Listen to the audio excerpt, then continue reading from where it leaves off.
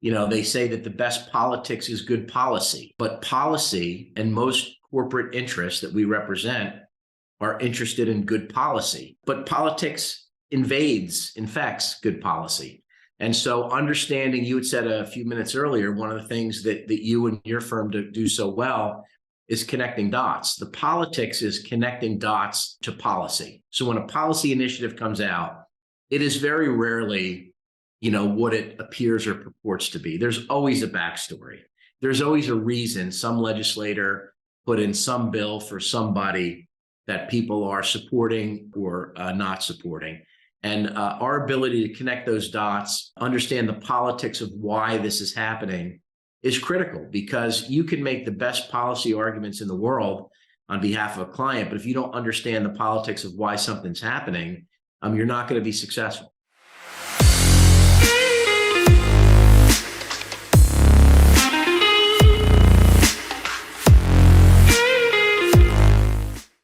In today's episode of the Hero of the Hour podcast, Mark chats with Al Gaburo, strategic advisor and lobbyist for Princeton Public Affairs Group, Inc.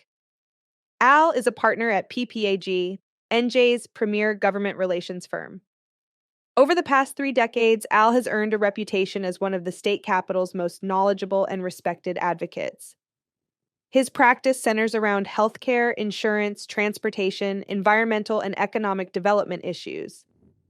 His client roster reads like a who's who of business in NJ, including industry-leading corporations in the pharmaceutical, insurance, hospital, maritime, and transportation industries. Al has served as a political strategist and senior advisor to countless campaigns ranging from local to county clerk, sheriff, surrogate, and county commissioner. He has also served as senior advisor on U.S. Congress, U.S. Senate, and gubernatorial campaigns. During the episode, they discuss Al's definition of a hero and the people he's looked up to as heroes in his life, from athletes to statesmen such as Dwight Eisenhower and Winston Churchill. They talk about government work and why businesses that try to succeed without accessing the help of the government often struggle. Al also explains why it's so vital for people to talk to each other, no matter their politica stripe, and try to solve common problems in a bipartisan way that benefits everyone. Join Mark and Al for this fascinating discussion. Enjoy. Well, I'm Mark Murphy. I'm CEO and founder of Northeast Private Client Group, and I'm happy today to have somebody that I've known for, almost a quarter of a century. One of the principals at Princeton Public Affairs Group, the largest state lobbying firm in the country, not just the largest firm in New Jersey, the largest firm in the country. And Al Gaburo, welcome to the podcast. Thanks so much for taking time to talk to me today. Thank you, Mark. I appreciate being here. And I think it's still early enough in the year to be able to say Happy New Year. So great to see you as always. And, although you're dating ourselves, because I think you and I go back to the 2006 Kane for U.S. Senate campaign. And we finally got the sainted senator from Union County to Congress. We finally got him over the line. He's I'm so happy. I couldn't be happier about that. I mean, me too. There's whether you're a Democrat, Republican, liberal, conservative, if you had more people in Washington like Tom Kane Jr., this country would be in a lot better place than they are right now. Yeah, I've always, whenever I've had the privilege of introducing him, as I know you have many times over the years, I always start by saying what is just a fact, and that is, this is a very good man. This is a very good human, a very good person, and Washington will be better because of his service. Yeah, I'm. You and I feel the same way, and I think that the fact that it took a little time to get here is just going to make him even more effective as a legislator, and he's ready to make a difference as he always has. Absolutely. And just as you have. One of the things, I call this the Hero of the Hour podcast, because I just try to bring people on the podcast that are either personal heroes to me or people that are heroes to other people. So I just always ask the question, I go, how do you define a hero? Or what is it when I say hero? What does that mean to you? Wow. So at least to me, when I was young, my heroes, like I think a lot of young people, my heroes were mostly athletes. My heroes at the time growing up were this might not go over well on your Jersey podcast as I'm sitting here in Jersey, but I've been a lifelong Dallas Cowboy fan. They had a big win last night against the Buccaneers. But that being said, guys like Roger Staubach and Drew Pearson and Tom Landry were early heroes of mine. And what's, I think, translated through some of that time is a guy like Tom Landry, who was the coach of the Cowboys, as you know, forever. I thought even as a young person, there was something about him. There was something about the way he went around about his business. There was something about he was a class act. He was always well dressed. He was well mannered. He was, sort of everything that was right back then with the NFL. And so, but as I've gotten older, the idea of hero has kind of morphed for me. Again, those early years, my grandfather was a hero to me. He was one of 11 children, youngest of 11 children, family of Italian immigrants, was the only one of the 11 to ever go to college. His parents and his brothers put him through Drexel University. I think he graduated around 1926 or so, but at a time when, a lot of folks didn't go to college. And so that at a young age and through kind of up into my late teens was just a role model that I wanted to make sure that not only I exemplified, but was able to live up to. And he had some very, very big shoes to fill, and actually is responsible in an interesting way of getting me involved in politics years after he had passed away, which is an interesting story in itself. We can get to that at some point, but kind of later in life, the more that I've gotten involved in politics, the more I've read, the more I've just watched process. Folks like Winston Churchill come always forefront to my mind. So definition of someone who wasn't afraid to lead. I think heroes in many ways are folks that lead. There's an old saying that you can always tell the leader because they usually have arrows in their back. I mean, they're running out there just in the forefront, sort of damn the torpedoes and wanting to make sure that they get their expressions and their thoughts out there. And being a leader during a difficult time, as Churchill was, and quite frankly, facing some of the humiliation that he faced when after winning the war with the U.S., essentially being turned out of office by his own folks. I mean, you make a pretty strong case that he and Roosevelt and Eisenhower saved Western civilization as we know it. And the voters, turned him out. It's an interesting, I think it's one of the things that keeps me most grounded in politics is that, a lot of these folks come and go. And in a lot of ways, you're as good as in Churchill's case, your last war or your last campaign. So long-winded answer, but that's just a kind of a quick trip through something. I'll tell you one thing, as a guy who grew up in the late 60s and 70s, and our family's been season ticket holders for the Giants. And then my father had tickets since 1958. It used to just frost me that all the kids in New Jersey grew up rooting for the Cowboys because the Giants were so bad. And you go to a Giant game at the old Giant Stadium and there'd be as many Cowboy fans there as Giant fans. And by the second half, when the Giants were getting their butts kicked, it seemed like they were all Cowboy fans. And Mark, there was a reason for that. A lot of people don't remember the reason why in the 70s. And I'm you and I are about of the same vintage. There was a reason there was a lot of Cowboy fans then, and it was pretty simple. When the Giants kind of stunk and the Jets, kind of stunk, a lot of those games, they were not sold out, so they were blacked out on TV. You couldn't get them on TV. And I think we had like 3 channels at my house. And so we always got the game of the week. And because you didn't get local Jets, Giants, the game of the week was always either Cowboys, Raiders, Dolphins, 49ers, Steelers. Those were kind of the 5 teams that played every week. They were on TV. Yeah, they were the 4 o'clock game or the Monday night game every week. Yeah. And I've always been a marketing guy. So it was the whole thing, stars on the helmet, America's team stuff, cheerleaders, you kind of throw all that stuff into the mix. And for a young and impressionable kid from New Jersey, that was pretty powerful. A lot of powerful images there.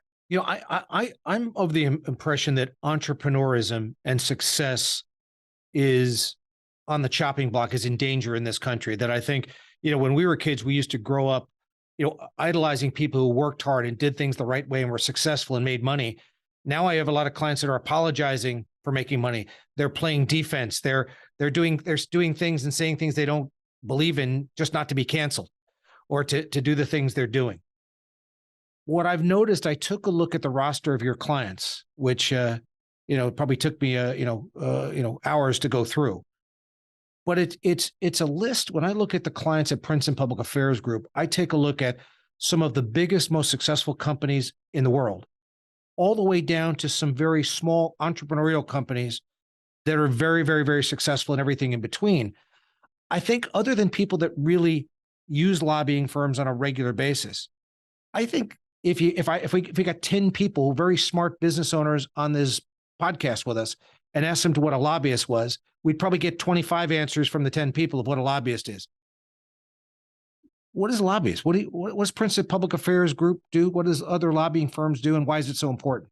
So Mark, you touched on something. I mean, that is the most important to us, and that's our clients. I mean, we're going into February 1st will be the 36th anniversary of the firm, and our senior partner and our founder, Dale Florio, founded this firm 36 years ago.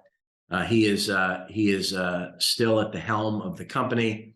Works harder than anybody, not only in Trenton, but anybody that I've ever come across every day. And so our clients are the backbone of our success. And to your point, we've been very fortunate over the years to have not only a large book of business, but we have quantity and quality in our client base.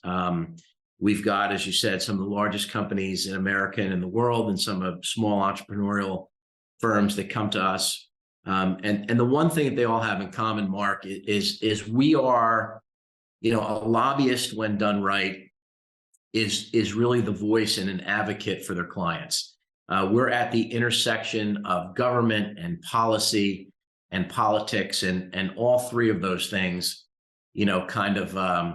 if you're not used to dealing with one or all three of them, they can whip themselves up in sort of a toxic stew. And as an entrepreneur, or even as a large corporate concern, can put you behind the eight ball. So the larger corporate clients, we know what we need to do there. We know what they want to advocate for. We know what we need to defend against. The smaller entrepreneurs, that takes a little more of a personal relationship to understand where they really want to go. One of the things that's always impressed me about you in the many years we've known each other, when we get on calls with some of your clients, and one of the things that you do, I think, a terrific job for your clients is understanding and pinpointing really where they want to go. What do they want to achieve, right? So once we understand the goal of the client or clients, our job's to get them there. And our job's to get them there as quickly and as efficiently and with the least amount of what I'll call governmental pain as possible. That really is day in, day out what we do. So it's government work, people that need help from government. All levels. At all levels, from the very local level to the municipal, county, regional, state, federal, every place where there are elected and appointed officials are where we jump in for our clients. It's interesting. There's a lot of people that have built successful businesses or are building them that did it almost in spite of government. But government has creeped into our business so deeply that it's almost insane not to have somebody helping you. I remember the famous story, I guess this goes back about 30 years, where Bill Gates and Microsoft, when they were the hottest company in the world, still pretty hot, but they were the deal. And they were getting the government was beating the stuffing out of them. And I remember reading an article in the Washington Post and the Wall Street Journal that said that on the Fortune 500 list, the companies that were the 5 companies above them, which were, I think there were only 5, and the companies that were 5 below them had an average of about 250 full-time paid lobbyists, and they had 4. Yeah, right. And they were wondering why they weren't getting a fair shake with government, and why these other companies, not only were getting a fair shake with government, they were actually having government grow their business and protect their business. I think that's a message that unfortunately you wish you could do your business without the government getting involved, but it seems almost impossible today. It is, and again, as I said earlier, it's all levels of government. It's local, it's county, it's state, and it's federal. The larger the government and bureaucracies have grown over the years, the more it seems that they invade your everyday life. And while we are no silver bullet to any of that by any stretch of the imagination, what we do provide is relationships that go back many, many years with many of these folks that we need to advocate to, and an intimate knowledge of the process. A lot of folks in government, business folks, get lost because of government process. A lot of folks want to come in, snap their fingers, have something happen, because in business, you can make those decisions, especially if you run a smaller business, if you don't have a board of directors, and folks are used to making those business decisions every day. It's hard to do when the government's in your life, but understanding process and having people involved in process take you through it, to explain it to you, and then let you know with some level of predictability the way it's going to go is important. What I find most businesses, be them big or small, they're looking for some level of predictability, some level of understanding. Even if you're going to deliver bad news to a client, better off delivering it quickly, because time equals money, and then they can get on to what's next, right? And we're usually part of, if there's something that can't happen in business, we're usually part of the team that talks to them about, well, you can't do this, but let's do this, or let's try that. So we usually come with a bag of plan A, B, C, and D. It's, I think it sounds so simple, but I think what I would encourage, and what we try to do with every process, and when we've been able to, introduce clients to you that you've helped and taken them and propelled them to the next level, it's basically, to me, just a DOS conversation, meaning I sit down and you talk to them, what are the 3 biggest dangers you have in your business? Yep. I sit down with them, what are the 3 biggest opportunities we have, going into the new year to grow your business? And then what are maybe the 3 biggest strengths that your firm has?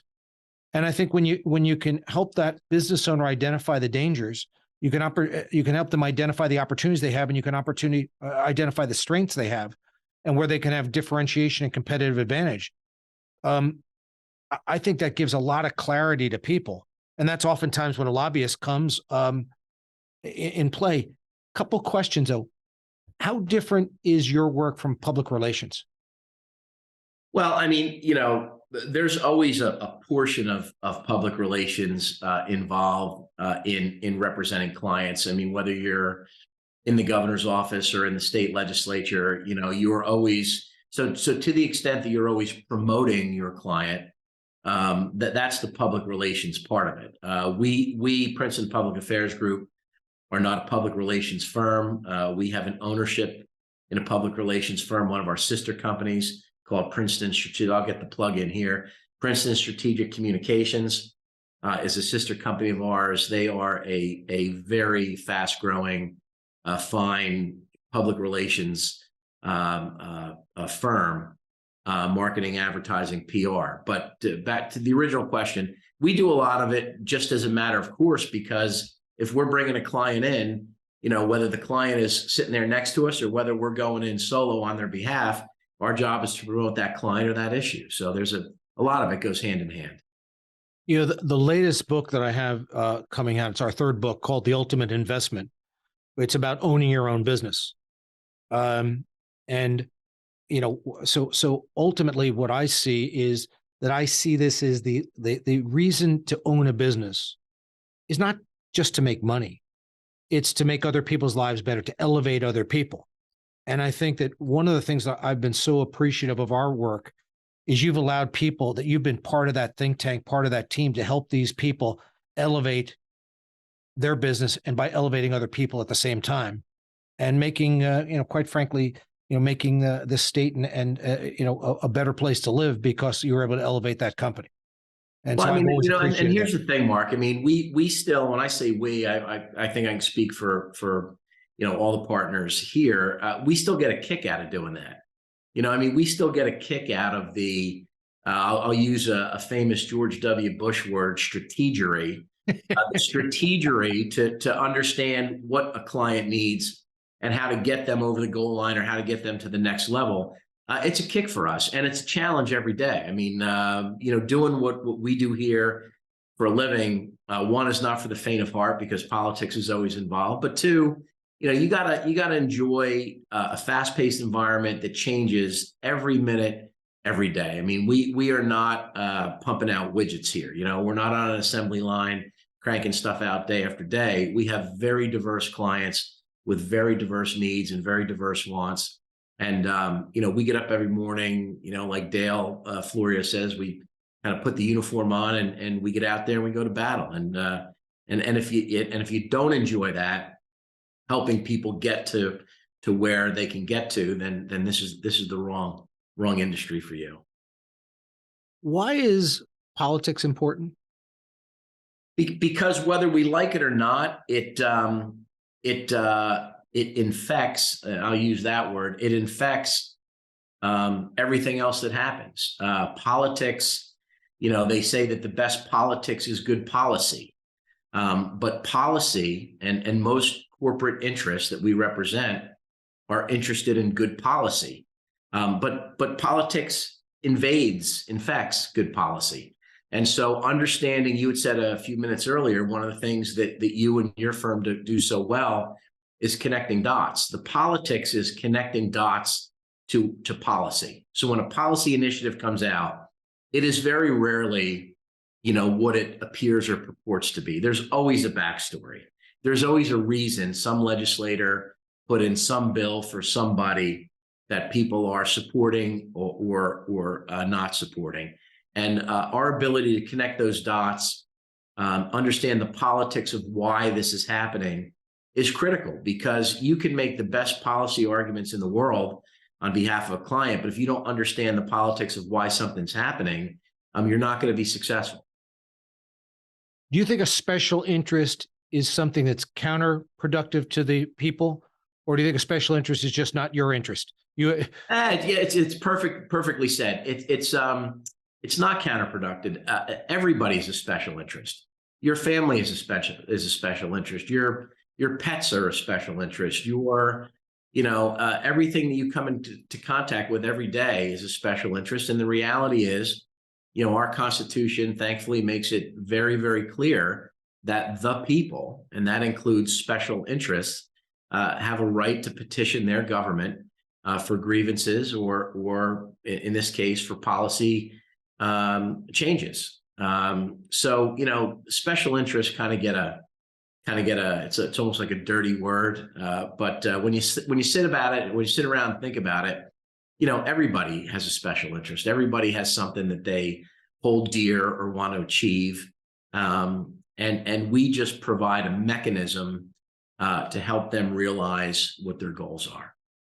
You've got this plethora of work, and help so many people for so long, both in politics, with your clients, just help companies grow. You have a story or two that you could share, a couple of anecdotes, something that you're not under a non-disclosure, not to talk about. Maybe the people are dead or out of office, or they've retired. Yeah, I mean, without kind of diving into personalities and whatever, I will say that there are many stories of, particularly around appropriations time in Trenton and other places, where the money's getting doled out. Being in some of those quote unquote back rooms are interesting experiences over a lot of time. And I will tell you that this may not be a popular story to some, but it is certainly true story, and it is some number of years ago. We were representing a large tobacco company whom we've represented for a very long time. It's a name that everyone knows, and they're actually a fantastic corporate citizen in many ways.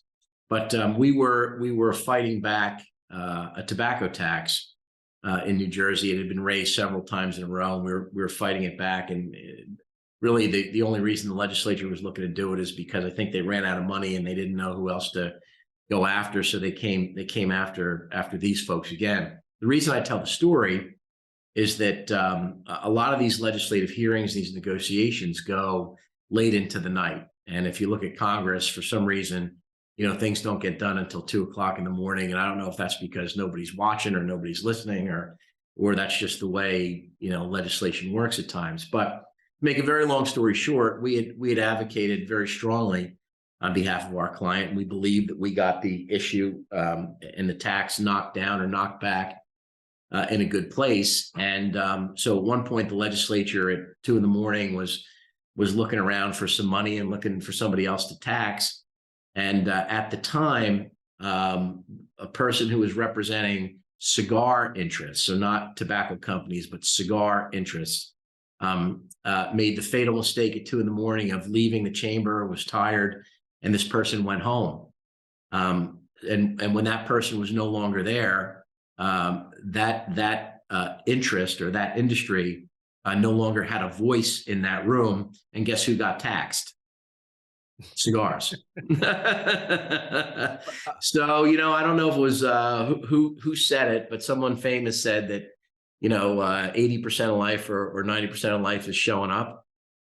In what we do, so much of this, and it's been a challenge with the pandemic, as it has for all industries, but showing up, the moral of that story is you got to show up. You have to be in the room. You have to be there when decisions are being made, because if you're not, it's very easy for someone who's making those decisions to bypass you and or your client because you're not there. There's no excuse for not showing up. What I've always said is, if you don't have a seat at the table, you're on the menu. Great way to put it. And so I think, there's so many folks that I find so upset about things that get done in Trenton or get done in Washington or get done in their home state. And they're up in arms how it's affected their industry. It's made them harder to run their business or harder them to make a living, or, things that have affected their children or their, grandchildren. But it doesn't bother them enough at the time to actually get involved. Yeah. So it's amazing to me that such a small number of people that oftentimes have ideas that do not better serve the general populace, doesn't serve that family, that community, that business, they show up so that they then control what happens. So I just think politics are important because people should really understand, what they're voting for or not voting for. Why, that there's oftentimes that money that's put aside is not for things, it's always sort of a small group of people that are very loud and boisterous and get the attention. And they seem to be winning the day too often today in this country. And so I just wish we could get people more involved.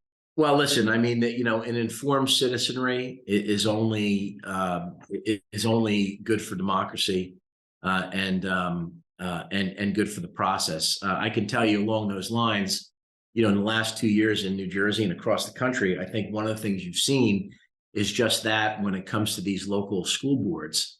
And, there have been some issues in New Jersey over the last year or two that have been raised about what teachers are teaching in classrooms, and parents that in the last couple of years have gotten a wind of some of these things have showed up in mass to local school board meetings and really kind of shake the foundation of our educational system in a way, regardless of where you come down on some of these social issues, is immaterial. But what's important is that parents realized and came out in mass that, hey, they have a role here.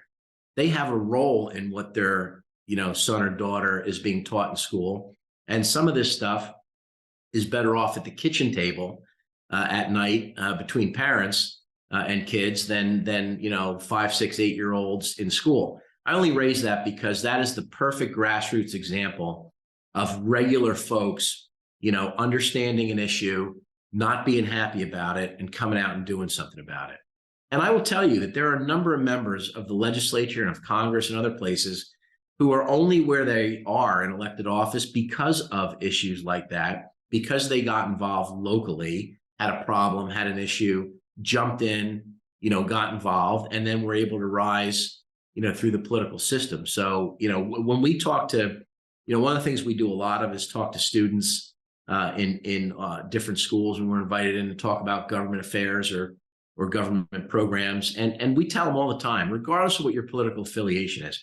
I mean, I've been doing this for 30 years now in Trenton. I really don't care if you're a Republican, a Democrat, an unaffiliated, an independent. Get involved. You have a voice. Get involved in the process. It can be very frustrating, but at the same time can be very rewarding. It almost reminds me that I think the reason why our good friend Chris Christie got reelected by that majority in this state as a Republican was because he made it very clear to me and to every other voter that the teachers unions represented teachers, which they should. But Chris Christie was the first advocate for students. He was the first governor that represented children. And I think that and now a guy like Glenn Youngkin had that big upset race in Virginia because it was the first time that he represented parents. So everybody had a stake in the game. The other thing that Chris Christie just did very well and knew intuitively is Chris, more than almost any politician I can think of, really understood people and understood, what motivated people and what their wants and needs were, and was able to articulate that in a way that, listen, as a Republican in 2013, for him to win with 60% landslide vote in the state of New Jersey, that hadn't happened since we started this chat talking about our good friend Tom Kean Jr. That hadn't happened since Tom Kean Sr. When he was governor. So Chris just intuitively understood and understands people and was able to articulate the way they were feeling and wanted to give power back to individual people. And I think that's what you're seeing, particularly in the education space in New Jersey and across the country. Who's your favorite legislature of all time? Who's the person? Why? Or maybe a governor, senator, congressman? There's so many of them that kind of come through here. The two I'll say, one in New Jersey and one nationally. And this is not aspirational. This would be two people that I've had a chance to know a little bit. So from New Jersey, there was a great guy from Somerset County where I grew up named Pete Biondi, who was a freeholder in Somerset County, was a member of the Assembly probably for a decade or so, passed away a number of years ago, was 69, was too young, but passed away, but was a real mentor to me, not only helping me to come up through the ranks of politics, but he was just a street smart guy. He understood people, like I just said about Chris Christie. He understood people. I always would say about Pete that he was playing checkers while everybody else was playing, or he was playing chess while everyone else was playing checkers. He just had a very facile mind and could do that, point to point, understanding how stuff got done. He got stuff done. So that would be New Jersey. And nationally, there's a guy that you'll remember not too long ago who was the Speaker of the House in D.C. named John Boehner. Yeah. Who was this is like a dirty word now, but I happen to be one proudly, so I'll say it, but was a moderate Republican who understood in a very contentious world how to get things done. And I've had the opportunity to spend a little time in Florida with the former speaker at a number of events over a number of years, and to listen to him regale stories of how they actually got stuff done in DC. You remember when he was speaker, that was sort of the height of this thing that they called the Tea Party, that is now, I guess, the Freedom Caucus. And he had to deal with a lot of that because there were a lot of folks there that really weren't interested in governing. They were interested in making a statement, or, like he used to say, burn the house down, the hell with policy, the hell with this. We just want to make a statement. It's just not how you get things done in government. So when you ask me about people that I admire, those are the two to come to mind. But it's also anybody that works within the system, works across partisan lines to actually get stuff done for folks. That's what they send you there to do, whether it's your local city hall, your county administration building, the state legislature, or U.S. Congress. Folks send you there to get something done. They don't send you there to be against everything in the world. They want you to be for something. And I think that's important to keep in mind. You've kept, kind of adding to that, you have been involved on the winning side and the losing side of political campaigns for 30 years. Yep. So if winning's a lot better than losing. Amen to that. Absolutely. I actually remember being in a couple of campaigns with you where, the polls were closed. We thought we were going to lose, and everyone, all the powers that be are walking around saying this was the worst run campaign in the history of New Jersey. And then the returns came in and we were winning, and they go, this was the best run campaign in the history of New Jersey. Happens, right? In about 45 minutes, it went from the worst to the best. Yeah. If you were going to give generic advice or specific advice to the Democratic Party and the Republican Party, what would you tell them that they should do? What would the advice? Because people ask you, candidates and parties ask you all the time, what should they be doing that they're not doing? Listen to the voters. Abraham Lincoln, and I'm gonna misquote him, so I'm not even gonna try to quote him. But essentially, what Lincoln always said and used to say was, you listen to the pulse of the people, you listen to the voters. They usually get it right, and we have great swings in our politics from left to right. But the people of this country, for our entire existence, when we've gone too far left, the folks have always found a way to kind of bring us back towards center. When we've gone too far right, the folks have found a way to get us back towards center. So, my advice to anybody, particularly in the state legislature that gets elected, because we do obviously get involved in a lot of those campaigns. If it's a Republican, I tell them, do a lot of listening when you get down here. You didn't get elected because you're the brightest guy or gal in the world. You got elected to represent your constituents, but come down here and listen to what people are talking about, listen to what moves people. And if you're a Republican, I tell people when you get down here, make friends on the Democratic side. If you're a Democrat and you come down here, I tell them make friends on the Republican side, because the one thing in our politics that we can always count on is change. Republicans are in charge, Democrats are in charge. And it's when that swing happens, having a personal relationship with it's a lot harder to oppose someone or to make it personal, which is part of where our politics, I think, have gone off the rails. This has all become very personal. It's hard to be personal against someone if you know that person, if you know their family, if you know they've got 3 kids, if you know that, one kid's going to college. I mean, we can't lose. We're in a relationship business. Government is a relationship business. And when local or state or, national elected officials lose sight of that, they kind of get in this bubble that they talk about, and echo chambers are no good for governing. By the way, that is amazing advice, because you're probably right. I think that you're seeing the lack of civility there clearly in Washington, also in Trenton and Albany and every place else, Sacramento, places where we know folks. They run into town to vote and raise some money, and then they go home, and Correct. they're not really working on big problems together. They're just in the echo chamber.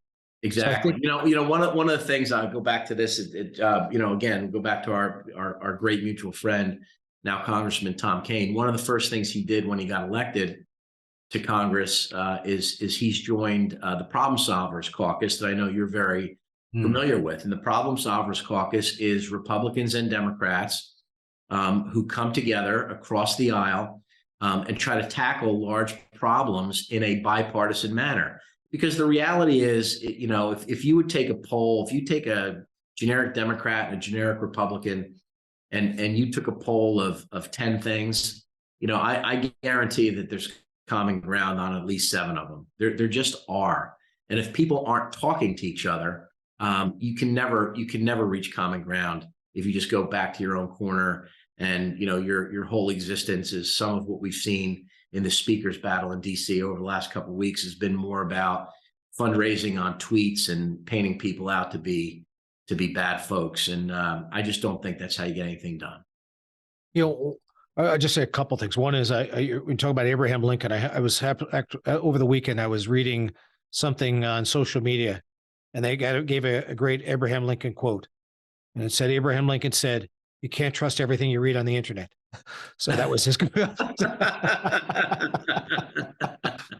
Yeah, well, there you have it. Right. There you have it. The other thing that I also think is that we've got to get back to a place where we go back to the public servant. And I don't mean just people running for Congress or for governor or for president, but the people that want to get on the township committee, and the people that want to be committeemen, and the people that good people that are there for the purpose of serving, not because their brother-in-law needs a paving contract, or because they want a judgeship, or because, they want to jam down some horrible idea into the schools or something. I just think that, ultimately, I think we've gotten away because it's becoming so distasteful and the cancel culture, that somehow these people have to be honored for their service.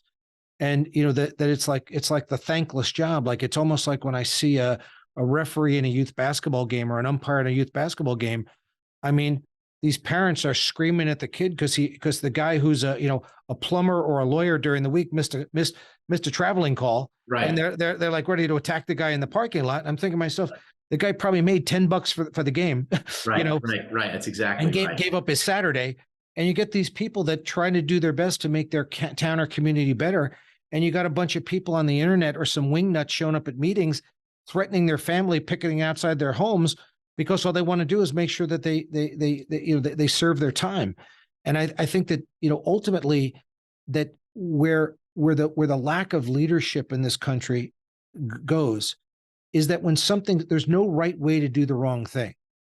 And so if you're a Democrat and you see somebody unfairly going after somebody, let's say on a township committee in your town, everybody's got to stand up and do the right thing, not use it for political purpose. If you're a Republican, and it's the same thing, is that ultimately that we're people first, we're serving the community first. And ultimately, I think that's where you start to build that. You want people, smart people, to get involved. You want people to make a difference in their town, because it all starts at the local level. It does. It does. I mean, look, the local level is where the rubber truly hits the road. And I can tell you that for years, wearing the different hats that I've worn in campaigns, a lot of time over the years, I've been part of teams that look to recruit people to run for local offices, county offices, statewide offices. And I got to tell you, in the last 5 to 10 years, it has become so distasteful, to your point, that, good, successful people, otherwise successful in business or in life or both, I mean, you try to recruit them because you think that they're honorable, they want to do the right thing, they want to help their community, and they kind of look at you like, why would I want to get involved in that? Why do I want to give up, 2 Tuesday nights a month to go to a meeting where people are going to come out and they're going to berate me, they're going to see me in a restaurant, and they're going to, I mean, it's politics, like I said, has always been not for the faint of heart, but it's taken such a turn over the last decade that I'm just hopeful that, you kind of reach bottom and you get to a point where like-minded people say, enough of this stuff. And so the answer is not just to give up or to right, or again, go back to Churchill, right? Never give in, never, right? That was his famous quote. You got to keep at it and attracting good people and good young people to understand that you can make a real difference in politics, either on the elected side or in doing what we do here in Trenton, helping communities and helping companies and helping entrepreneurs, get to a level of success that they might not have otherwise. Well, Al, one of the things I did not do was read your resume, which is it would take up 45 minutes just to talk about all the stuff you've accomplished. But all I want to tell you is that I want to just tell people that your firm is nonpartisan. You've got Republicans, you've got Democrats, you've got independents, you've got everybody. You're just out there trying to help people.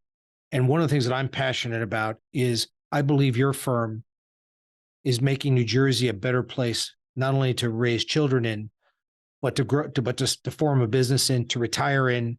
What gets me upset is when I see on the front lawn the graduation sign and the for sale sign go up the same day. Yeah. And all I know is you're working very hard to make New Jersey a destination place. And you're helping. You've just helped so many people just in the 2 or 3 decades we've worked together. And I just want to thank you for spending time with me today, and just appreciate you and appreciate your friendship. Well, listen, Mark, it's been my pleasure. I appreciate you inviting me on. And I look forward to seeing you down the road. You and I, we're not done yet. You and I have a lot more campaigns in us now and into the future. So thank you very much. And I encourage everybody to Google Princeton Public Affairs Group and to see the kind of work and the things they've done, because they're one of the good guys. And Al, thanks again. Thanks for everything. Appreciate it, Mark. Be well. Talk to you soon. Thanks. Bye-bye. Yep.